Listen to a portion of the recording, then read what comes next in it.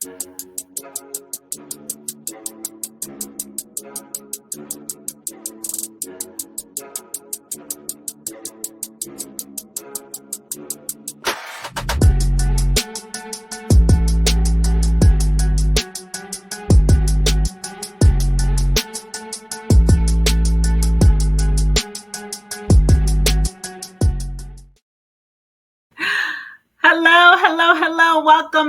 Welcome back. Normally I would sing. I'm not going to do that to y'all today.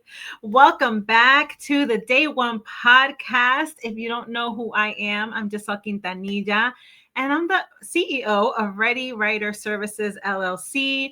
If you know me, you know I am all about books and business. I love talking about God's business, kingdom business. And so I'm excited because it is season 2 of the Day One podcast.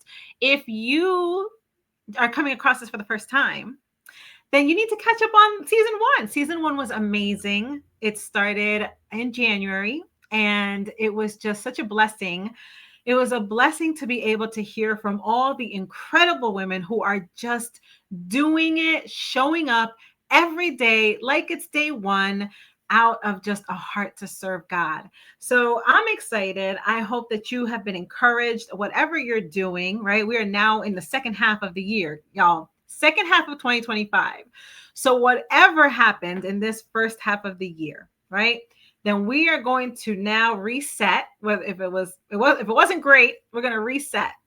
And this is season 2. So this is you resetting, finishing 2025 strong. And I'm grateful that you're doing it with us, walking alongside you in day 1. I will tell you, I'm excited about the lineup for season 2. God has placed several women on my heart. And so I'm super excited about just having these women come in. They're a blessing to my life. So I know they're going to bless you. I know they have something for you that God has placed on their heart for you.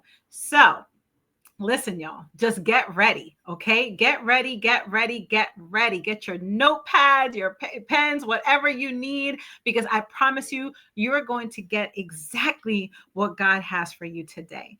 So are you ready? Are we ready for the first episode of season 2? I'm excited. Y'all see my hair is a little different, okay? I'm excited to just be with y'all here. And my guest is incredible. She's incredible. My sweet friend. I love her so much. I love her energy. I love her obedience to God. She's a complete powerhouse, I will tell you right now. And she is the powerhouse actually behind Show Your Crown Enterprises. Okay. She is the founder of Prospera TV Network. And that is a leading global movement to help faith-driven visionaries rise, lead, and be seen. An incredible platform. And what got me years ago when she and I met, it was really her story. It was her story. Y'all know I'm a storyteller. And we just connected because her mission behind her story as a widowed mother, right, who has turned empire builder, because that is who she is. She transformed personal tragedy into a whole platform of purpose. Just everything that she does, right? It is just in excellence. And I'm so grateful for her. I'm grateful that through her determination, she was able to create signature initiatives like the Comeback Queen, the Crowned Era Academy, Show Your Crown Gala. She's just amazing. And I am grateful. I'm grateful for everything that she does. I'm grateful that I get to see all the things that she does. I'm grateful that I get to be a witness of the incredible path that God is leading her on. So listen, I know I am going on and on, but y'all don't understand. I am so in awe of her, and I'm honored that she said yes to be on this podcast. So without further ado, I love to talk about my guests because really they are God ordained. And so I want to share this incredible human being in my life. I want to share her with you all. And that is my amazing, incredible friend, Elena Rodriguez. Yay! I love that. Oh my gosh. Just I love it. I feel the love. I love the connection and everything that we have just been able to do together over these years. So thank you so much for having me on this amazing platform, day one. Listen, thank you for saying yes. Because you are a gift. I always say that you are a gift in my life. We do. If you don't know, and if you do know, you need to find out though. Next year, especially in July, she has a platform. It's a 24-hour streamathon called the Christmas Widow, and Christmas in July. I'm sorry, basically Widow. Christmas in July. I say all the time is my favorite time of year. Everybody knows Thanksgiving is my favorite holiday. Christmas in July. This platform is my favorite time of year. I'm always like, yes, what are we doing? Let's do it. And so, so you just blessed me, even from the moment we met through the Connected Leaders Academy, and we had our Zoom, and you were giving me just your story. And so I'm blessed. Years later, you still continue to bless my life. So thank you. Thank you. Thank you. Thank you. So I am not going to, because I could talk forever, but I'm not going to do that. I'm not going to do that. I'm going to get off the screen now because guess what, viewers? Elena is all yours. All right. Thank you. All righty, guys. So as you just heard Giselle mention the Christmas in July 24-hour live streamathon, that actually exists because of my day one. Okay, my day one actually began on Christmas Eve, 2018, when I had to make the decision to turn the machines off on my husband. He had had a massive heart attack. He was in ICU for 25 days, and I had to make the decision to end his life, basically. I mean, he was already gone, but there's nothing worse than having to sign the paper to say, turn the machine off and watch the air just like leave someone that you love. Little did I know, though, okay, of what was to follow. So when we talk about our day one, I really want to say that every morning that you wake up and you open your eyes, that's a day one. You get a clean slate. You get another chance. You get to do it all over again. The mistakes of yesterday no longer apply today. Every morning is a reset. But what followed the loss of my husband at the time, I could not have prepared myself for. Okay, so I want to backtrack to give you a little bit of visual on this. Have you ever thought that God like picked the wrong person? Have you ever thought like, God, whatever you're whispering in my ear, I think you got it wrong. And that happened to me when he started whispering, you're going to write a book, you're going to write a book. And I was like, I don't even like to read, so I don't think so. And there was one evening where he said, you will write a book. It will be called Broken Stronger. And so I just paused. I was brushing my teeth in the bathroom. I like paused. I had like toothpaste running down my arm. And in that split second, which felt like a movie trailer, he allowed me to see like all these moments of pain, clear back from a little girl, clear back from my dad leaving, from my dad dying, from my stepdad dying, like all this pain. And I'm just like bawling. And what I realized was he allowed me to feel all this pain. And then he swooped it up and he literally took it away. And all I was left with is looking in the mirror and I could see my strength. I was actually proud of myself for having gotten through all of that, clear back from a little girl. So what he showed me was in a moment, he can swoop your pain up. He can take it all away in a split second. That is how powerful our God is. But little did I know that in that moment, he was preparing me. Okay, he was clearing a pathway out and he was showing me who he was because he was preparing me for what was ahead. So after that moment in my bathroom, I walk out, I'm a changed person. I'm like, what the heck just happened to me?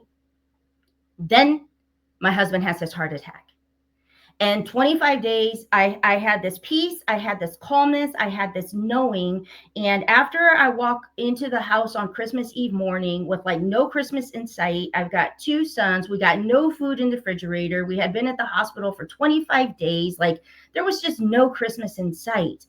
That was the hardest time for me because Christmas is my favorite time of year.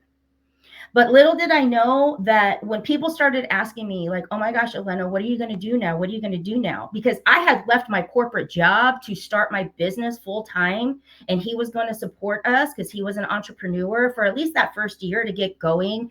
And I left my job, and 8 weeks later is when he had his heart attack. So I literally had nothing. I had no job. He was his business. Like, we were losing everything. And people started asking me, what are you going to do? And I said, what do you mean? What am I going to do? I'm going to do what God called me to do. I got to stay the course. I got to figure it out. I'm not afraid. God is already there. God has shown me what he can do. So fast forward, after he died, I discovered I was living a lie. I discovered that I had been married to a stranger. You ever see those movies where people discover this stuff and it's like, what the heck? I had no money. My name was on 2 land deeds that was like a 30-year mortgage, and there was a lien against my house that was not even in my name. I mean, just so much trauma that was unfolding while I was still trying to grieve. So it was the weirdest place to be. And on top of that, after 9 months goes by, I discovered a 5-year affair. And that was my breaking moment. And when I woke up one night after being like, God, I wouldn't be mad if you don't wake me up tomorrow. Like, I'm tapped out. I'm like Rocky in the ring getting beat the heck down. And that night, God said, remember who you are. Remember whose you are. Boldly step forward, show your crown. And in that moment, believe it or not, Show Your Crown Enterprises was born, but I didn't know it yet. I had to rebuild my confidence. I had to rebuild my self-esteem. So I started a lipstick company, just lipstick, which is now a full-fledged company called Besitos Beauty, just to talk about confidence and self-esteem and bring women into my life. I needed color. I needed fun. I needed sisterhood. And then, move on. We've got Surrender to Rise book series. Because why? Because I'm not the only one with a surrender story. I'm not the only one who had to throw her hands up and be like, God, I got to step out of this because I'm making a hot mess of it, and you got to lead the way. So it brings me to that day one when you have to wake up and you have to make a choice. What are you going to do with this one day? Because that's all you have. In fact, all we have is like this very moment, because you can be here for breakfast and gone by lunch. And I know this because I witnessed it, because I've lived it. So your day one starts the moment that you decide. Your day one starts the moment that you open your eyes and decide, I am going to go again. Your day one starts the moment that you listen to God's whispers and you say, I feel like that is completely crazy. That grand vision that you are showing me is way too big, and I don't even know how I'm going to do it. But you say yes. You say, God, I'm stepping out of it. I'm giving it to you. Just show me the very next step. That's all you need to know, is what step to take next. Not steps 5, 10, 20. Just what do you do next? Because all we have is this very moment. And if you take care of your moment, before you know it, your day, your week, your month, and even your years, they will actually take care of themselves. So if I can give you any encouragement, I can answer questions on the businesses and the empire that I'm building. But if I can give you any encouragement, it is to remember who you are and remember whose you are, and boldly step forward and show your crown, because that's what God gave me, and that's what I give to you. And your crown is your pain. It is your experience. It is the things that were meant to break you but didn't. It is your gifts. It is your talent. And it's even your fears. All of those things that make you unique, that's what the world needs. And God says, boldly step forward and go show it to the world. And that's all I got for you today. Oh my gosh, that was amazing. I told y'all. I told you. That's my favorite line, whatever. I told you so. I knew that I knew that I knew. Oh God, that your story, Elena, your story. It is like it is it I mean, if overcoming was a person, Okay, y'all, if overcoming was a person, it would be Elena. And I have to say, like, I'm listening to you, and I was listening, to you talk about your, like, you it's to turn off the machine, and there's nothing like turning off the machine and watching somebody's breath leave them. Mhm. And I think that, and here's the thing, right? Here's what I want to say about that. Your story is such a story of um understanding our mortality, Yeah. that we are not here today and tomorrow and the next and the next. We don't know. And so when you talk about watching somebody's breath leave their body, that is real. Mhm. And so you said, every day is a chance to reset. And every day we have to show up that way. And that's literally why this day one movement is here. Yes. Yes. Because you're not going to feel like it every day. Nope. I was this past weekend, Elena, I got up, I think it was Saturday.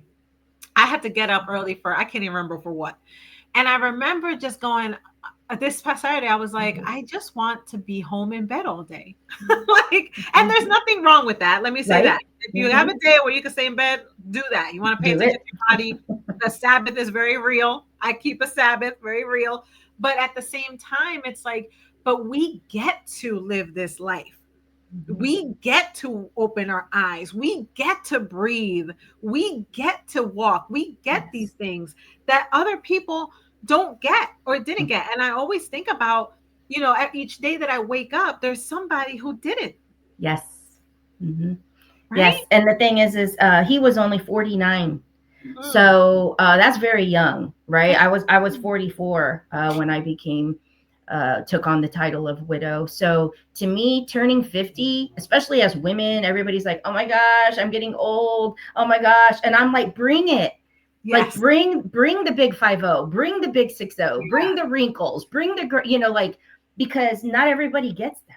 Not everybody gets that. And Elena, to your point, I think that the perspective on age changes when you are fulfilling purpose. Yeah, absolutely. When you are walking in that, and when you're in God's will, you are walking in your purpose, you are fulfilling, the perspective on another year older changes. Hmm. Right? I'm 42. I don't feel 42. Yes. Yes. And right, and it's because when you are doing what God has destined you to do, it doesn't matter how It old you doesn't are. matter. Girl, I'm 51 and I'm like, "Bring it." Let's go. You said that, oh, this is beautiful, the bathroom. And I'm a writer, right? So as you're talking, I'm literally visualizing everything you're saying. Mhm. I'm imagining it. But just how God allowed you to feel the pain, Yeah. and but to swoop in and take it. And you made such a great point of, that's how powerful our God is. But our God is also such a gentleman, Yes. that there are people who want to hold on to their pain. And guess what he's not going to do, y'all? Mhm. He doesn't play tug of war, Nope. Nope. He's not right? rude either. He's not going to just step He's in where not. he's not invited or welcome. I mean, he won't. So, You are absolutely right. And so I wrote, it's so funny because this was before you actually talked about the surrender, your book. I actually wrote surrender, because uh, you have to, like, yes. you have to, right? So you were in a space of, okay, let me let go of this pain, you take it, Yes. right? Yes. Why do Hmm. you think it's so why do you think it's so hard for us to do that, what you did, in Hmm. allowing God to go ahead and take that pain? You Why do know, you think it's so hard? I think for me, and it's actually a line in the book that really kind of just flowed, and I didn't think much of it until so many people brought that sentence back to me as like, wow. For me, I think that moment of surrender, when you realize that you truly have no control Mm, over anything in your life. We have free will and we can make choices. But right. if you look at the big picture and realize you can't even control when you take your last breath. So like you can't control when that hourglass runs out. You can't control when you're done here on earth. So in essence, how much control do you really have? And so when I realized that the true power comes from the moment that you realize that you have no control over anything in this life, even to when your last breath is taken. That's when surrender actually becomes your source of power. That's when you truly can rise, because it's that moment of realization that I don't really control anything around here. God does. But when it can click, when you accept that, when you face it and realize, I can make mistakes over here, and I can hope to change that person over there. But in the big scheme of things, what control do we really have over anything? Absolutely none. And so when you give that to God, that's when true power becomes yours, because you look at every moment differently. Wow, that's amazing. And you're so right. And that's when we have the power. Yes. That's when we have power, because it's He's not got our our, back. Mm-hmm. right. Because it's Yep. not our power. No, no. It's his in Yep, we're us, giving it. through us. Yes. Yes. Oh Yes. my gosh. You how did it how tell just describe like here's the thing. We all go through stuff, right? And you, man, what you went through, I can't even imagine. Um, and when that happens, so right now there's somebody watching who is going through stuff, who their year was nothing like they thought would have been. Where, in January you were like, this is what I'm going to do, these things. I have this plan. I have my vision board. I got my whatever it is that you do. And then life hit you hard, and the unexpected happened, and you're still in it. You're still in that mud of like, I can't seem to get out of this thing that hit me, right? um and then people are people, and then people watch, and they're asking questions. How did you feel going through what you were going through, and people saying, well, what are you going to do, what are you going to do, what are you going to do? Like, how one, because it's humanity, we are experiencing humanity. So taking your humanity, right, and then coupling it with what in your spirit to be true about God. How was that experience? What would you say to somebody who is dealing with that, with the fact that they're going through life, but people are almost putting pressure on them? Yeah. Okay. So I'm going to go right into the experience of when I actually discovered his affair. Okay. Because this kind of encompasses all of it. It was 9 months after he passed. So even though I was discovering all these things and I'm like, oh my gosh, that was the final blow. Like, that was the one that I'm just like, God, I'm done. Like, I'm trying to be strong. I'm trying to keep the faith. I'm trying to like smile every day. But this one, like, really, 5 years, like, when I discovered text messages, they were texting on our wedding day. Like, and I'm reading all this, it's in my face. And so I didn't know if I wanted to cry, puke, fight. Like, I didn't even know. It was like everything all at once. And so in that moment, I had to, I held it for a little while. I let it eat inside of me for a little while. I was terrified to say anything. I even prayed for her, because I thought, like, did anybody know who she was after 5 years? Like, who knew? And did she have anyone's shoulder to cry on? Like, so many things. So I even prayed for her, but what happens in that moment when life is life in and bombs are just like dropping, and you just feel like, if I crawl in this corner, I'm good. Yeah. Like, you can just leave me here and I'm okay, because I don't even have the strength to get up and like brush my teeth today. Like, that's where you get. But I also knew that God does not make mistakes. People do. Okay? God does not make mistakes. And he also doesn't let anything go to waste. Yeah. Even our pain. Even the pain. So the way I chose to look at it, and the way someone that's going through their own circumstance right now might be able to look at something, is if God is allowing you to discover it. In my case, it was 9 months gone by, and then I discovered this. I really had no idea. So I had to look at, God allowed me to see it. He needed me to see it for something.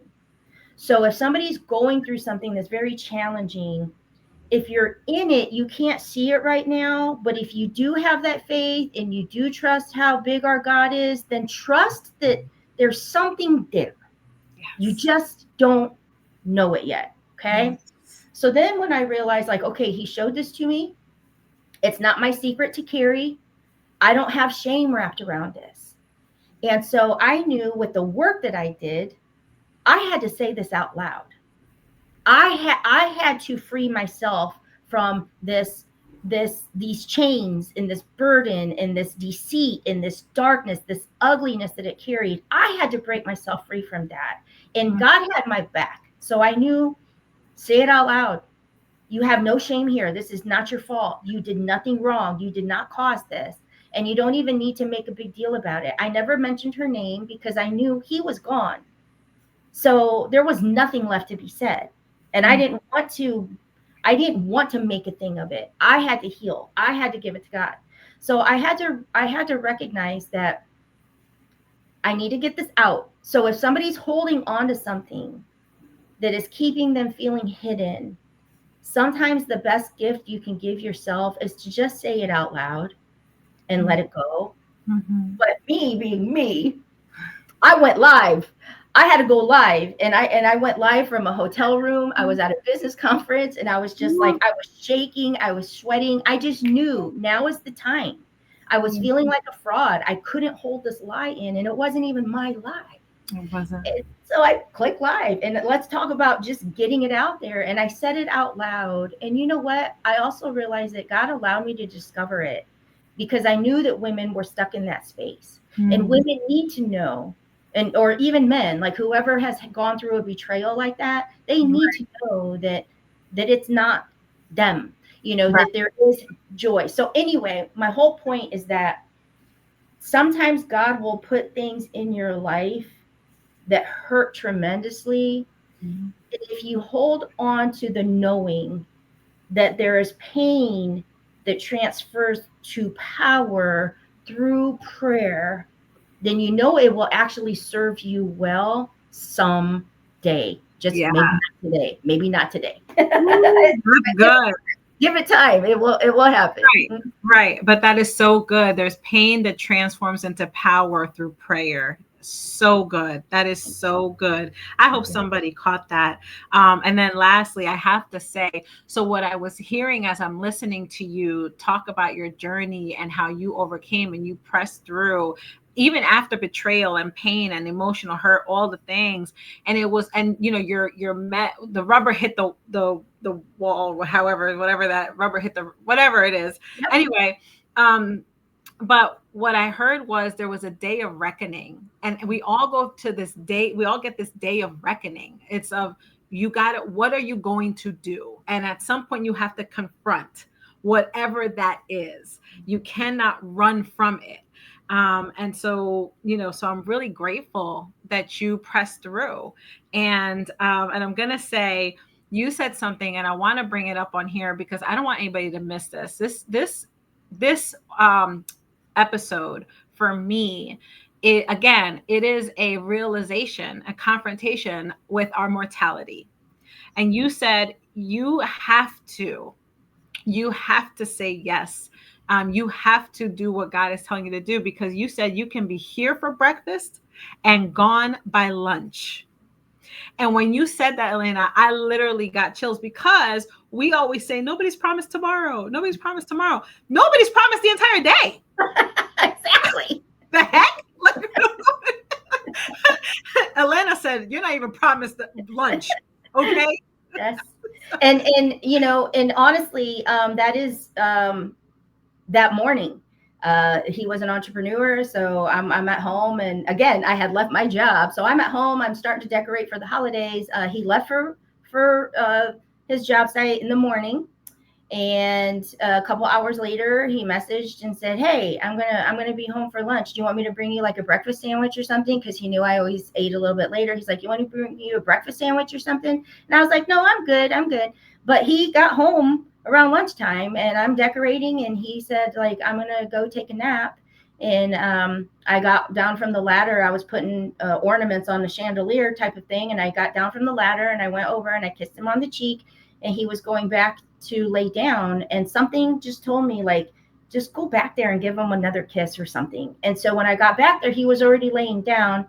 And I kissed him on the cheek and he didn't really like move or anything. And so I'm like shoving him a little bit and he's still not saying anything. I'm like, dude, you just walked back here. Like, quit screwing with me. And then I remember kind of thinking like, all right, quit messing around because I'm going to call 911. Like, because I even started tickling under his arm and stuff. And then that's when I realized like he was actually face down in the pillow, but I didn't see it because I just was like kissing his cheek. I didn't really pay attention. But literally, like, he had just walked back and it's almost like he just went down. And if I had not gone back there in that split second, there wouldn't have been time to call 911. And even though he never came to, you know, they had to shock him like 7 times, even though we had one good day, but even though he never really came to, he was gone. He was gone by lunch. And I don't live in that anymore. And I don't even feel like really anything, even from the affair and the lies or anything, because it's all part of what God has me here to do now. Yes. And but that is a true thing. You can be here for breakfast and gone by lunch, and I know this. Yeah. And so, so I felt in my heart to say it again, because some of you, might be listening to this and still giving yourself time that really isn't yours. Yeah. And so, so I want to, and this is not like this is not to be a morbid message. This is a clarion call, to do what you are called to do, because there are people who need you, because you are still on this earth. And as long as you are walking this earth and you have breath in your lungs, you have purpose to fulfill. So I want to encourage you, Elena. I am so grateful for you. Oh my gosh, you have no idea what a blessing. Everything that you've shared with us today, you're a gift. I just keep saying that because that's who you are, and I know you have a day one move for the viewers. So I'm gonna let you do the day one move, and then we'll close with the day one statement. All right. All right. I know this. This was amazing. All right. So the day one move, guys. For me, write letters to God. Okay. I believe in this so much. Like, I'm just going to show this. I have created it's like a prayer journal, but the majority of it says, "Dear God, Amen."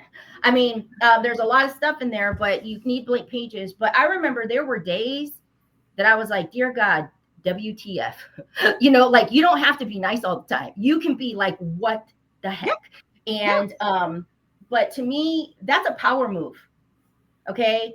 Write to God. He is your friend. He wants to see you succeed. He wants to see you happy. You are not here to live in pain. You are not here to hide out of shame. Like, he wants to see you boldly step forward. So the way that I had to do that, and the way that all of this enterprise stuff was built, is I wrote old school pen to paper. So I have to say that is the power move.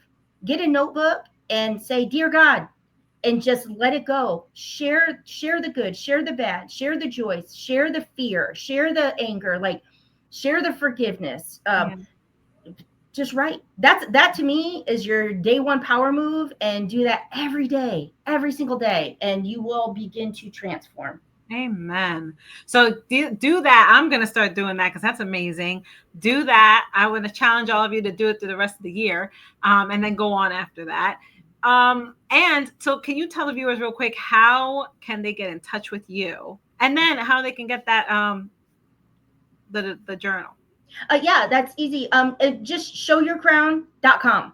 That's my main, that's the umbrella. Show Your Crown Enterprises has Besitos Beauty. We got Surrender to Rise, booking events. We have Prospera TV Network, and the Crown Collective is a group, just there's all kinds of stuff. But Show Your Crown Enterprises is the umbrella. And so you can just go to showyourcrown.com. everything's there, and the link to contact me. You can even watch our streaming channel. You can order the prayer journal. Like, everything's there. Just start there. Right. Showyourcrown.com, y'all. Showyourcrown.com. Elena, you're amazing. Thank you so much for coming on here. I don't even have enough words. I really don't. So I can't keep going because we gotta go. But for the viewers, listen. Here's your day one statement. All right, don't quit. Don't quit. Your consistency is planting seeds for the harvest ahead. All right, we love y'all. I love you. Thank you. Listen, next episode's gonna be amazing. Elena, I love you so much. Thank you. Thank you. Bye, y'all. What's up, day ones? I hope you enjoyed this last episode. Listen, make sure that you like, comment, and hit that subscribe button. Until next time, make every day your day one.